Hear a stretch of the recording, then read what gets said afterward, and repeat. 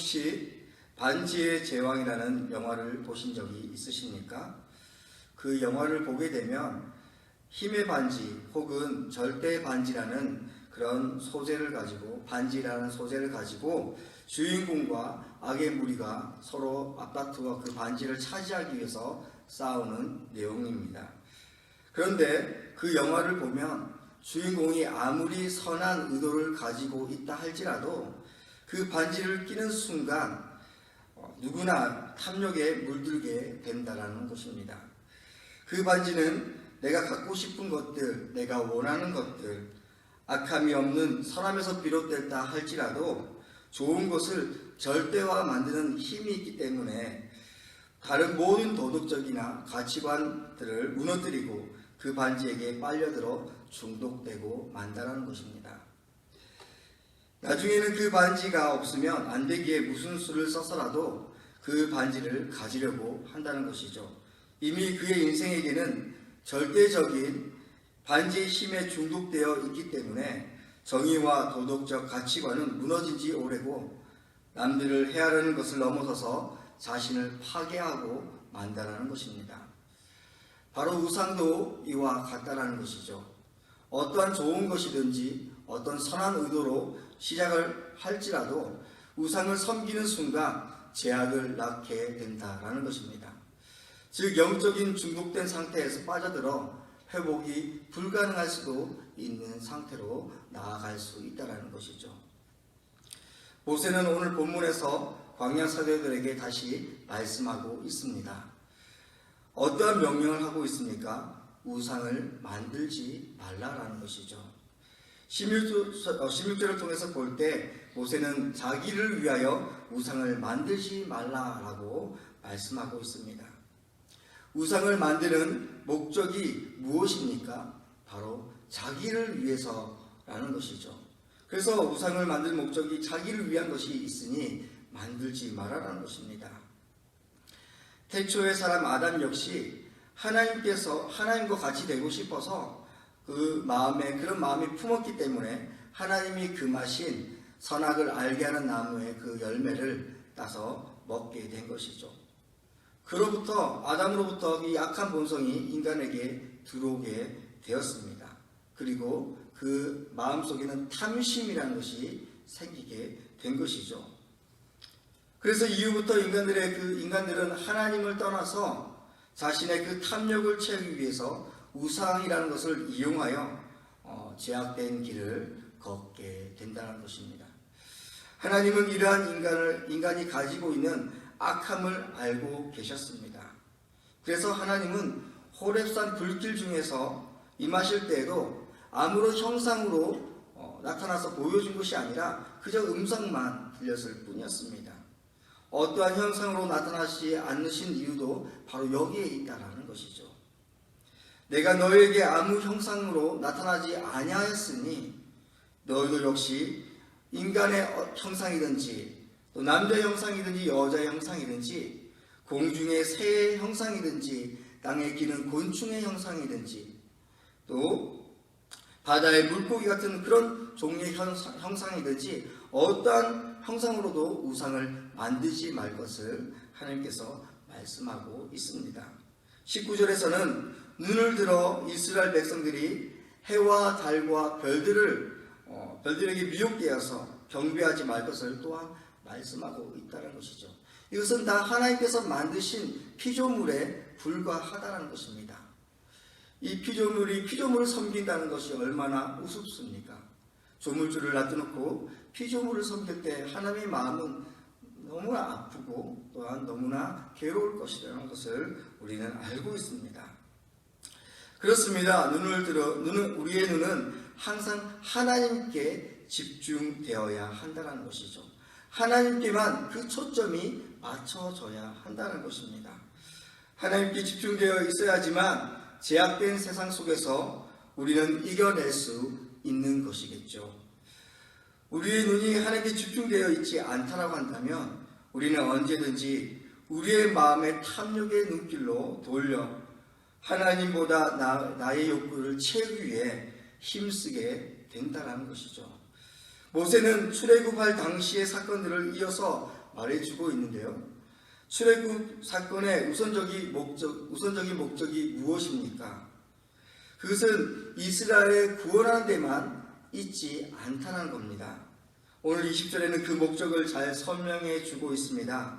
20절을 보게 되면 하나님의 구원 사역에 필요한 세 가지 동사가 나타납니다.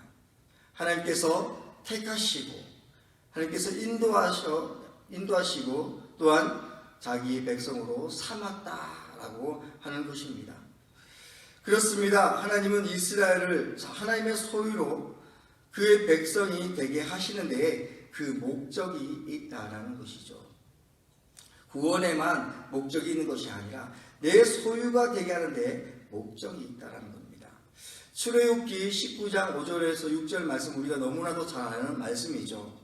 세계가 다 내게 속하였나니 너희가 내 말을 잘 듣고 내 언약을 지켜 행하면 너희는 모든 민족 중에서 내 소유가 되겠고 너희가 내게 대하여 제사장 나라가 되며 거룩한 백성이 되리라 라고 하나님께서 말씀하여 주십니다. 너희가 모두 내 소유가 되겠고 또 너희에 대하여 제사장 나라가 되며 또한 거룩한 백성이 되리라 라고 말씀하시는 그 하나님의 그 말씀 앞에 그런 요구되는 사항이 한 가지 있다는 것이죠. 무엇입니까? 내 말을 잘 듣고 내 언약을 지키며 이렇게 말씀하고 있습니다.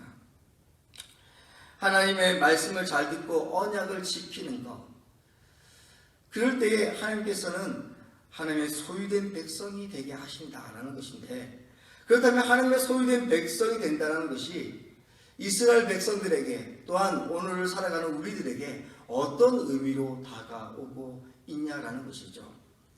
어떤 의미가 있기에 우리는 하나님의 소유된 백성이 되어야 한다는 것입니까? 여기서 소유라는 히브리어 원어적 표현을 볼 때 개인의 재산을 넘어서서 소중하게 간직하는 사유재산을 이야기하는 것입니다. 사유재산이라는 것은 아무도 빼앗을 수 없는 것이지 않습니까? 또한 외부로부터 어떤 상해도 받지 않도록 보존된 보물을 이야기하는 것입니다. 루브르 박물관에 있는 그런 보물처럼 아무도 손도 못 대게 그것이 진품인지 가품인지 알 수도 없게끔 그렇게 잘 보존한다는 것이죠. 역시 이것은 하나님께서 이스라엘 백성들이 늘 이 세상에서 어떤 민족보다도 또한 그 어떤 나라들보다도 귀하게 여기시며 소중히 간직하신다는 그 사실을 지금 말씀해주고 있다는 겁니다. 믿음으로 아브라함의 자손이 된 우리들 역시 하나님의 거룩한 백성이며 그의 소유된 것이 된 것이죠. 하나님은 보잘것없는 우리를 위하여 자신의 아들을 이 땅에 보내시고 우리를 그의 온전한 자녀로 삼기 위해서 그 아들을 이 땅에서 죽으셨습니다. 이것이 하나님의 소유를 지켜내는 방법이라는 것입니다. 또한 우리에게는 갚을 수 없는 은혜인 것이죠. 그러니 우리는 딴 곳으로 눈을 돌릴 필요가 없다는 것입니다. 마치 아버지가 그 자녀를 보호하듯이 또한 독수리가 그의 새끼들을 날개 아래 품듯이 그렇게 우리를 보호하시고 인도하시는 그 하나님의 아름다운 사랑을 우리는 오늘 말씀을 통해서 알 수 있다는 것입니다. 오늘 21절과 22절을 보게 되면 문자적으로 보면 모세가 이스라엘 백성으로 인해서 억울하게 가나안 땅을 코앞에 두고도 못 들어가게 되었다라고 하는 것처럼 그렇게 말씀이 들려질 수 있습니다. 물론 그러한 부분도 없지 않아 있을 것입니다. 하지만 오늘 본문 전체의 문맥의 흐름과 연결해서 볼 때에는 결코 그러한 의도로 이스라엘 이 광야 세대들을 원망하는 것이 아니라는 것이죠. 그보다는 이스라엘 백성들이 가나안 땅에 들어가서 하나님을 온전히 순종하기를 바라고 있음을 알 수 있습니다. 마치 모세는 자신을 비하하면서까지도 너희들 앞에 이 주어진 이 가나안 땅, 젖과 꿀이 흐르는 땅, 그 약속의 땅이 너희들 눈앞에 있지 않느냐? 그러나 너희들이 지금 이 시대를 광야를 새로 지내온 세대를 보아라. 너희들의 부모를 보아라. 하나님의 말씀에 순종하지 않아서 이 광야에서 죽게 된 것처럼 너희들도 하나님의 말씀에 순종해야 된다라는 그런 강력한 모세의 심정을 지금 대변해 주고 있다는 겁니다.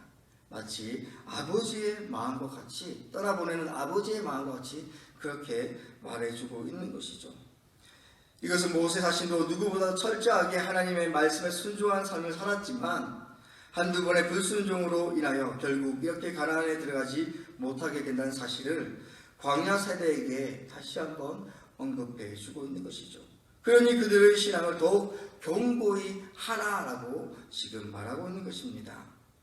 이제는 하나님의 언약 백성으로서 살아가야 한다는 사실과 또한 그 약속의 땅에서 삶을 인도해 가는 모든 책임이 모세와 또 너희를 이끄는 여호수아에게 있지 않고 이제 이스라엘 백성들 너희 자신들에게 있다라는 사실을 말해주고 있습니다. 실제로 신명기부터 보게 되면 그 전의 책들은 어떤 연합적인, 벌을 받아도 연합적인 공동체에서 다 벌을 받게 됐지만 가나안에 들어간 이후부터는 개인적인 책임으로 바뀌는 것을 볼 수 있다는 것이죠. 그래서 23절에는 너희는 스스로 삼가라라고 말씀하고 있습니다. 즉 원문대로 이 말씀을 너희는 스스로 삼가라라고 된 이 원문대로 직역하면 스스로 너희 자신을 향하여 경계하라라는 그런 뜻으로 해석할 수 있습니다. 더 이게 원어에 가깝다는 거죠. 원어가 이렇게 얘기하고 있다는 거죠. 너희 자신을 향하여 경계하라. 모세는 다른 주변의 환경에 대한 경계보다 먼저 스스로 자신을 향하여 경계하라고 말씀하고 있습니다.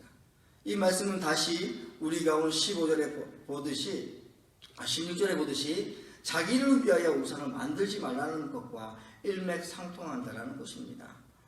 모세가 이렇게 말한 이유는 모든 악의 행동과 생각이 바로 인간의 죄성에서 시작된다는 것을 말씀하고 있다는 것이죠. 그리고 24절에서는 하나님은 소멸하는 분이시고 질투하는 하나님이라고 말씀합니다. 질투라는 뜻은 형용사 원으로 칸나라고 이야기합니다. 이것은 우리가 일반적으로 알고 있는 남을 미워하는 마음에서 시작되는 그런 어떤 시기나 질투, 그런 부정적이고 또 제약된 감정에서 말하는 질투가 아닙니다. 그래서 우리가 성경을 볼 때 잘 보셔야 되는데 그런 뜻으로 하나님 말씀을 원어가 그렇게 말하고 있지 않다는 것이죠. 이 단어는 오직 하나님께 대해서만 쓰는 단어인데요. 하나님의 거룩에서 비롯되는 의를 향한 능동적인 열정을 나타낼 수 있는 단어가 바로 이 질투라는 것입니다. 다시 말하자면 이 질투는 하나님의 깊은 감정에서 마음이 뜨거워져서 열정적인 상태를 말할 때 쓰는 단어가 바로 이 단어라는 것이죠. 불이 하나님의 외형적인 거룩성을 상징하고 있다고 한다면 이 질투는 하나님의 거룩한 내적 감정을 드러내고 있다는 것입니다. 하나님은 자신의 거룩함을 지키기 위해 그 열정으로 이스라엘을 소멸할 수밖에 없음을, 진노할 수밖에 없음을 그런 하나님의 그런 징벌을 지금 말해주고 있다는 것이죠. 그런 이스라엘 백성들을 향해서 모세가 그러니 하나님만 의지하고 섬겨라라고 지금 말씀하고 있습니다. 이렇게 가나안으로 향하는 이스라엘을 향해 모세는 스스로 부패하여 우상에게 마음을 뺏기지 말고 하나님을 온전히 믿고 따를 것을 권면합니다. 사랑하는 성도 여러분, 이 시대를 살아가는 믿음의 성도들에게 있어서 우상은 목상 앞에서 절하는 원시적인 모습만이 있는 것이 아닙니다. 하나님보다 돈과 명예와 또한 성공의 부, 또 자녀가 잘 되는 것을 찾아 힘쓰는 것만이 또한 우상을 섬기는 것이 아닙니다. 요즘 세상은 사탄이 이 시대의 흐름을 너무나도 잘 알고 인간들의 마음을 너무나도 잘 알고 있습니다. 그래서 믿는 우리들에게 교묘한 방법으로 다가와서는 하나님을 우상화 만든다는 것입니다. 이게 무슨 말입니까? 마치 나의 갈망과 욕구를 채워주기 위해서 하나님을 도구로 사용한다는 것이죠. 내가 원한 것을 하나님부터 얻기 위해서 하나님이 원하시는 것을 해드리는 환심을 사기 위해서 이러한 행동들을 한다는 것이죠. 그래서 우리의 욕망을 위해 하나님까지 이용하겠다는 그런 생각을 가진 분들이 교회에 속속히 있습니다. 이러한 생각은 하나님의 기대하시는 신앙과는 전혀 관계가 없는 왜곡된 종교 활동일 뿐이라는 것이죠. 그런 모습들이 오늘 이 시대 가운데 잘 드러나고 있습니다. 한국의 목회자들을 보십시오. 한국의 대형교회를 보십시오. 그들은 하나님을 이용해서 자기 사역을 챙기는 목회자들, 그런 성도들이 너무나도 많습니다. 우리가 말만 드러내면 다 누군지 다 알고 있지 않습니까? 세습을 하면 물려주는 그런 모습들도 다 거기에 포함된다는 것이죠. 하나님을 그냥 이용하는 나의 물질적 체험을 채우기 위해서, 나의 욕구를 채우기 위해서, 나의 탐심을 채우기 위한 도구로 사용하고 있다라는 겁니다. 하나님은 탐심을 물리치라고 말씀하시고 자신을 부인하고 십자가를 지라고 말씀하고 있습니다. 하나님의 뜻에 순종하는 삶, 곧 자신을 스스로 부패하지 않게 하게 하는 것이며 우상 숭배하는 삶에서 돌이키라는 것입니다. 오늘을 살아갈 때에 내 삶에 하나님을 미혹하거나 혹여나 하나님을 이용의 도구로 삼지는 않고 있는지, 아니면 하나님보다 더 사랑하는 것이 내 안에 있지 않은지 다시 한번 생각해 보시기를 바랍니다. 또한 그런 마음들이 내 안에 자라나고 있다고 한다면 우리가 철저히 하나님 앞에 엎드리고 회개의 자리로 돌이키고, 또한 하나님께서 주시는 그 긍휼과 은혜로 말미암아 은혜의 보좌 앞으로 나아가는 저와 여러분들이 되기를 간절히 축원합니다.